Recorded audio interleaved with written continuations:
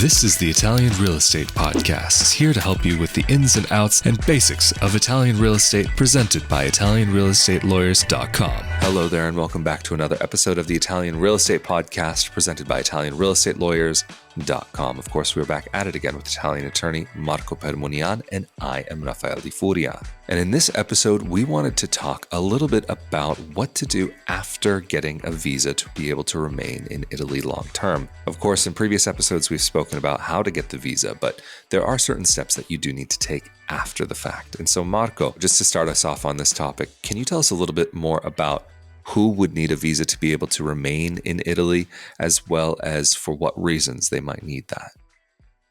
Non-EU citizens who want to remain in the country long-term will need to obtain a visa prior to relocating to Italy. And a frequently asked question that we receive is, can I get a visa from within Italy?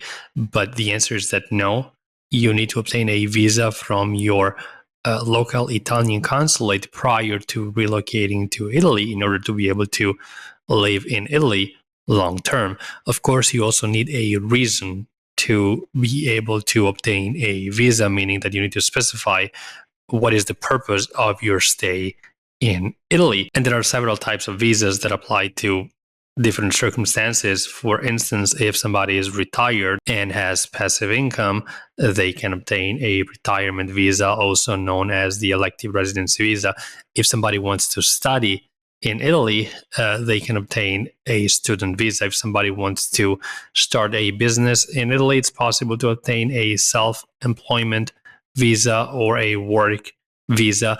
Or finally, somebody wants to invest in the country, it's possible to obtain an investor visa. Now, these are just some of the visas that are available in Italy. There are several types of visas that apply to several types of situations. And if you don't know which visa is the best for you, then you can contact us and we'll be able to assist you with understanding which is the most suitable in your specific set of circumstances. Of course, if somebody qualifies for Italian citizenship by descent or through marriage, that is the most ideal situation, because if you get Italian citizenship through marriage or through descent, that allows you to reside in the country without the need for a visa. And of course, those who are married to Italian citizens can also apply for a residency permit from within Italy, which is made available by the Italian government for spouses of Italian citizens. And just to further clarify, since we have been getting this question, it's not necessary to apply for any visa in order to relocate to Italy if you obtain Italian citizenship. And that is because Italian citizenship gives you the freedom to relocate to Italy at any point without the need to obtain any prior authorization to be able to do so. And finally, the information provided in this episode is not going to be relevant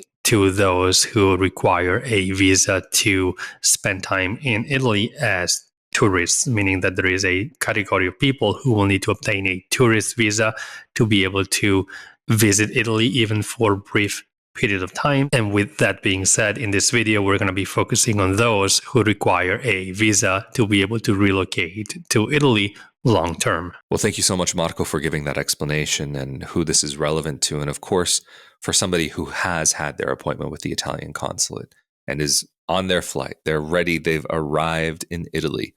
What are the next steps that they have to do? And do they have a certain period of time that they need to do them within? Within 8 days from when the person arrives in Italy, it is necessary to apply for a residency permit.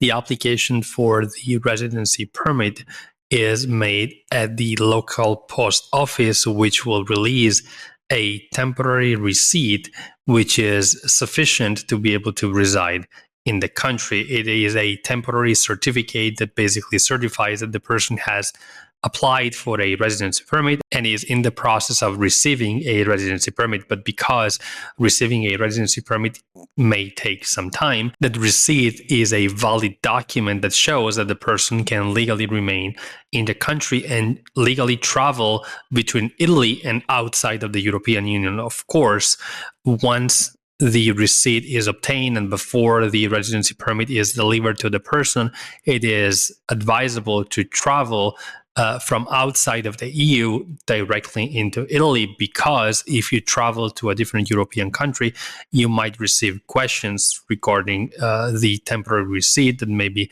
the government of the other European country doesn't really know what it is. And so it is definitely advisable to travel directly to Italy if a trip outside of the EU is needed before the person actually receives the final residency permit. With that said, in order to submit your application for a permesso di soggiorno at the post office, it is necessary to fill out a kit, which is normally available at the post office, with all of your personal information and information about your stay and your type of visa that you obtain through the consulate. And the post office will schedule an appointment with the local questura, which is the local immigration office or police headquarters, during which your fingerprints will be taken and your residency permit application will be finalized. Normally, there is a waiting time, which could be even months, between the appointment with your local post office and the appointment with your local questura. That depends, of course, on the workload of the questura. And after your appointment with the questura, you will receive, normally at home, through the mail, your final permesso di soggiorno, which comes in the form of a plastic card, which is your official document that proves that you can stay in Italy legally. Sometimes, depending on the questura, the residency permit card will need to be picked up at the questura directly, in which case the questura will send a text message to the number that was indicated on the application in order for the applicant to show up and collect the residency permit card. And I think it's important to specify that it is not possible to delegate somebody else to pick up your residency permit on your behalf. It will need to be the applicant himself or herself that shows up at the questura in order to pick up their residency permit card.